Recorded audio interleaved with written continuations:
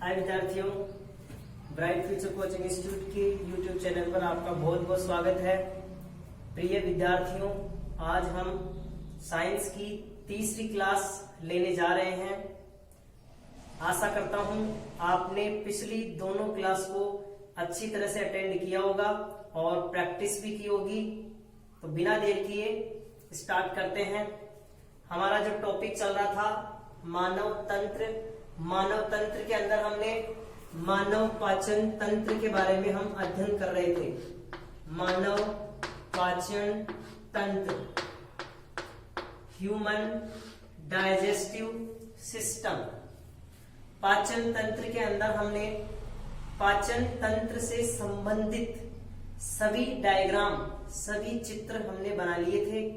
हमने ग्रसनी के 3 प्रकार बताए थे, नासा ग्रसनी, मुख ग्रसनी, कंठ ग्रसनी। आज थोड़ा बहुत उसी टॉपिक को रिवाइज करते हुए नए टॉपिक की ओर बढ़ते हैं। तो देखिए विद्यार्थियों,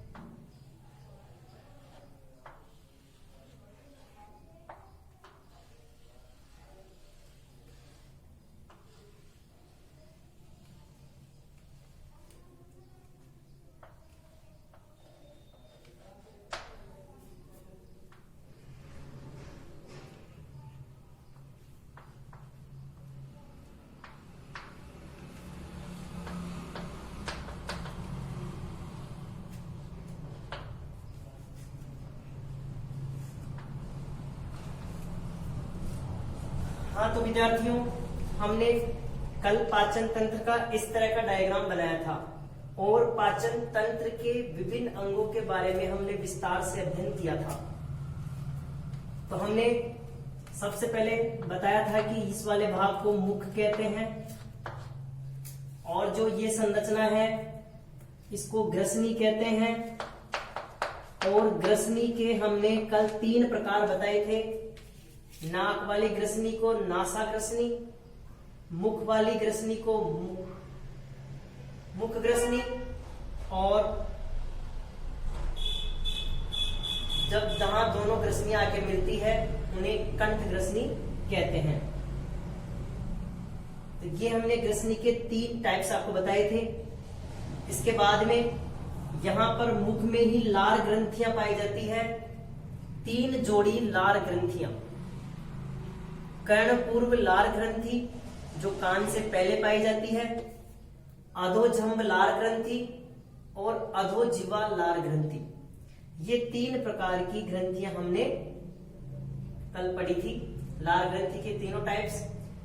इसके बाद में जो ये वाला नलिका वाला जो भाग है 25 सेंटीमीटर वाला, इसको हमने पढ़ा था ग्रासिका। ग्रासिका। और जो ये वाला भाग है, इस वाले भाग को हमने पढ़ा था आमाशय। और हमने आमाशय के 3 पार्ट बताए थे। पहला भाग जो ग्रासिका से जुड़ता है कॉर्डियल कहलाता है। दूसरा भाग आमाशय का सबसे चौड़ा भाग फंडिस कहलाता है। और जो तीसरा भाग, आमाशय का तीसरा भाग जो छोटी आंत से जुड़ता है, उसे जठरागम कहते हैं। यहां तक हमने अध्ययन किया था। इसके बाद में छोटी आंत के भागों के बारे में अध्ययन किया था कि छोटी आंत का जो ये वाला भाग है, इस वाले भाग को हम कहते हैं ग्रहणी, जो आमाशय से जुड़ा होता है। छोटी आंत का वह भाग जो आमाशय से जुड़ा होता है, इस वाले भाग को हम ग्रहणी कहते हैं। इसके बाद में जो बीच वाला भाग, इस वाले भाग को मैंने बताया था आपको अग्र शुद्रांत। अग्र शुद्रांत छोटी आंत का मध्य का भाग अग्रशुद्रांत कहलाता है। अब जो लास्ट वाला जो ये भाग है, इस वाले भाग को हमने नाम दिया था शुद्रांत। छोटी आंत का अंतिम भाग जो बड़ी आंत से जुड़ा होता है शुद्रांत कहलाता है। इसके बाद में हमने इस उल्टे यू आकार वाली जो नली है, इस उल्टे यू आकार वाली नली को हमने नाम दिया था बड़ी आंत। बड़ी आंत। ये तीनों किसके भाग हो गए? छोटी आंत। और ये वाला जो भाग हो गया ये बड़ी आंत। ठीक है विद्यार्थियों। और जो लास्ट वाला जो भाग है, इस वाले भाग को हमने नाम दिया था मलाशय, जो बड़ी आंत का अंतिम भाग होता है। ये हमने इसकी संरचना, पाचन तंत्र की संरचना के बारे में हमने विस्तृत अध्ययन किया था। आज मैं आपको बहुत ही शानदार तरीका बताने वाला हूं पाचन तंत्र से संबंधित, और पाचन तंत्र की क्रियाविधि, किस तरह से पाचन तंत्र काम करता है, किस तरह से हमारे शरीर में भोजन का पाचन होता है, किस तरह से भोजन हमारे शरीर की सभी कोशिकाओं तक पहुंचता है, ये मैं आपको बताने वाला हूं इसके अंदर। तो देखिए विद्यार्थियों, सबसे पहले हम लेते हैं मुख में। भोजन मुख के द्वारा अंतर ग्रहण किया जाता है। मुख के द्वारा भोजन हम अंदर ग्रहण करते हैं। मुख के अंदर जीभ पाई जाती है और दांत पाए जाते हैं। जीभ पाई जाती है और दांत पाए जाते हैं। दांत भोजन को छोटे छोटे टुकड़ों में तोड़ने का कार्य करते हैं। छोटे छोटे टुकड़ों में तोड़ने का कार्य करते हैं। और लार भोजन को चिकना, लसलसा व घुलनशील बनाती है। लार में एक एंजाइम पाया जाता है जिसका नाम है टाइलिन या एमिलेज। दोनों नाम एक ही है, टाइलिन या एमिलेज। यह एंजाइम स्टार्च को माल्टोज में बदलता है, स्टार्च का पाचन करता है। स्टार्च एक प्रकार का कार्बोहाइड्रेट होता है। हमें सबसे ज्यादा ऊर्जा कार्बोहाइड्रेट से मिलती है। स्टार्च जैसे आलू है, चावल है, गन्ना है, केला है, चुकंदर है, शकरकंद है, इन सब में स्टार्च पाया जाता है। और स्टार्च का पाचन, कार्बोहाइड्रेट का पाचन हमारे मुख से ही प्रारंभ हो जाता है, क्योंकि लार ग्रंथि में जो टाइलिन एंजाइम पाया जाता है वह कार्बोहाइड्रेट का पाचन करता है। बहुत ही अच्छा क्वेश्चन है कि कार्बोहाइड्रेट का पाचन कहां से शुरू होता है, तो आप बताएंगे कि कार्बोहाइड्रेट का पाचन मुख से प्रारंभ होता है। क्यों होता है? क्योंकि मुख में लार ग्रंथि पाई जाती है और लार ग्रंथि में एमिलेज या टाइलिन नामक एंजाइम पाया जाता है, और यह एंजाइम स्टार्च या कार्बोहाइड्रेट का पाचन करता है।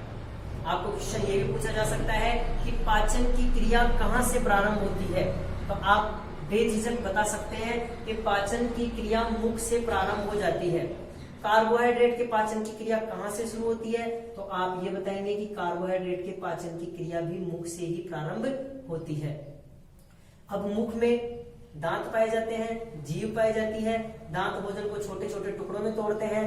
हमें भोजन के पाचन के लिए उसका भोजन का जूस बनाना है, रस बनाना है, ताकि उसका अवशोषण हमारे शरीर में आसानी से हो सके। अभी और अच्छी शानदार बात बताने वाला हूं, हम आगे बढ़ते हैं। अब मैं आपको बता दूं कि दांत 4 प्रकार के होते हैं। दांत अभी जब इसके बारे में अपन विस्तृत अध्ययन करेंगे आगे। सबसे पहले जो होते हैं वो कृतंक होते हैं, दूसरे वाले रदनक, तीसरे वाले अग्रच्वयनक और चौथे वाले च्वयनक। ये नॉर्मल सी मैं आपको जानकारी दे रहा हूं कि दांत 4 प्रकार के होते हैं। इनकी स्थिति, कृतंक सामने वाले दांत, बिल्कुल सामने वाले जो चौड़े वाले दांत होते हैं, उन दांतों को कृतंक दांत कहते हैं। सबसे पहले छोटे बच्चे के सबसे पहले यही दांत आते हैं, कृतंक। इनकी संख्या 8 होती है। प्रत्येक जबड़े में 4 ऊपर वाले जबड़े में और 4 नीचे वाले जबड़े में। बिल्कुल सामने वाले जो दांत होते हैं, 4 1 2 3 4 1 2 3 4, ये 4 और 4 जो ये दांत है ये हमारे कृतंक दांत होते हैं। इनका कार्य क्या है? भोजन को काटने व कुतरने का कार्य करते हैं। सबसे पहले यही दांत निकलते हैं। दूसरे दांत है रदनक। रदनक जो पैने बिल्कुल पैने दांत होते हैं, इनकी संख्या होती है 4, प्रत्येक जबड़े में 2-2, एक इधर एक इधर, एक नीचे वाले जबड़े में इधर और एक इधर, बिल्कुल पैने होते हैं। ये रदनक दांत भोजन को चीरने फाड़ने का कार्य करते हैं, चीर फाड़ने का कार्य करते हैं। अब जो जंतु चीर फाड़ के खाते हैं, ऐसे जंतुओं में ये दांत ज्यादा विकसित होते हैं। जैसे जो मांसाहारी जंतु हैं, मांस खाते हैं, जंतुओं को चीर फाड़ के खाते हैं। जैसे हम एग्जाम्पल ले सकते हैं चीता का, शेर का। तो शेर और चीता में ये 4 दांत ऐसे होते हैं जो बहुत पैने होते हैं और बहुत ज्यादा विकसित होते हैं, बहुत लंबे लंबे दांत होते हैं। उन दांतों को हम रदनक दांत कहते हैं।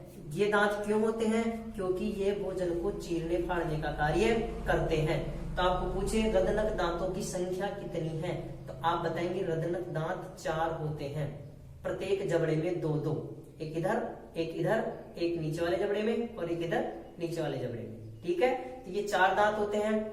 मांसाहारी जंतुओं में कौन से दांत ज्यादा विकसित होते हैं?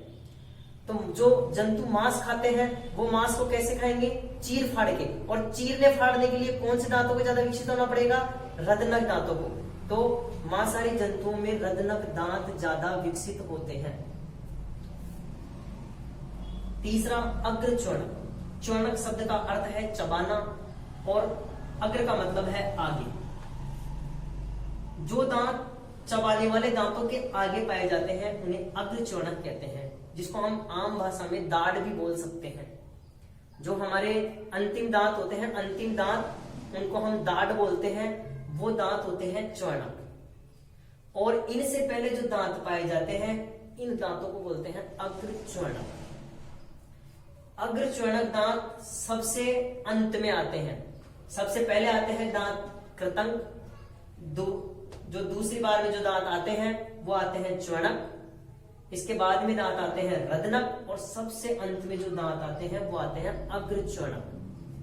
अब आपने देखा होगा कि छोटे बच्चे होते हैं, छोटे बच्चे में 7-8 साल की उम्र में दांत टूट जाते हैं। तो छोटे बच्चों में जो दांत सबसे पहले जो दांत आते हैं, उन दांतों को हम बोलते हैं अस्थायी दांत या दूध के दांत।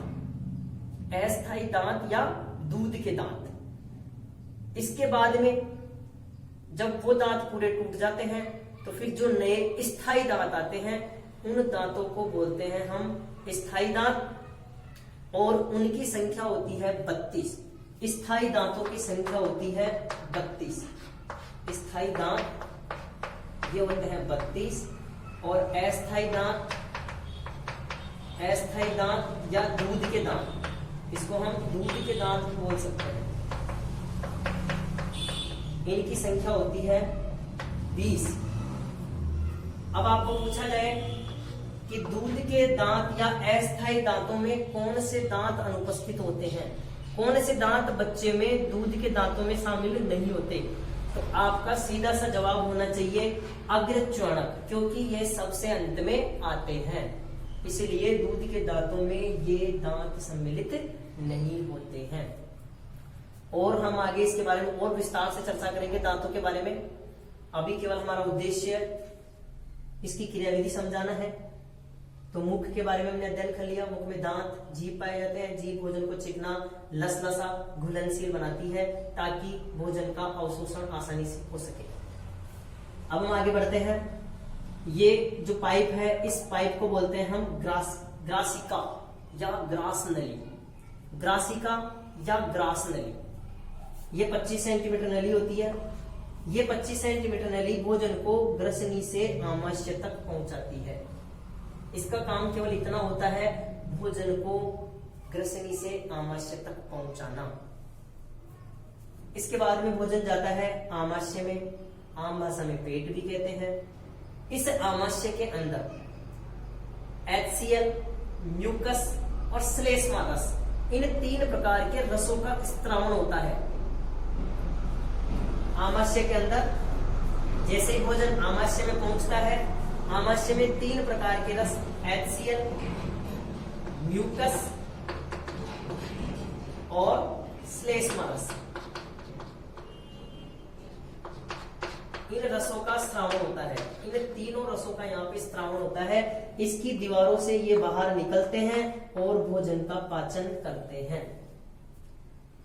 इस आमाशय के अंदर एंजाइम, जो एंजाइम है, एंजाइम क्या होते हैं? जो भोजन को पचाने में मदद करते हैं, उन्हें एंजाइम कहते हैं। आमाशय में 2 एंजाइम पाए जाते हैं, जो है एक तो है पेप्सिन और एक है रेनिन। पेप्सिन और रेनिन एंजाइम, ये 2 एंजाइम ऐसे हैं जो प्रोटीन का पाचन करते हैं। ये एंजाइम प्रोटीन का पाचन करते हैं, जो दूध में, अंडे में, सोयाबीन में जो प्रोटीन पाई जाती है, उस प्रोटीन का पाचन पेप्सिन एंजाइम करता है। अब प्रश्न बनता है कि रेनिन एंजाइम क्या कार्य करता है? रेनिन एंजाइम दुग्ध प्रोटीन का, दूध में जो प्रोटीन पाई जाती है, छोटे बच्चों में, छोटे बच्चे क्या करते हैं? छोटे बच्चे दूध पीते हैं और उनके अंदर जो दूध वाली प्रोटीन है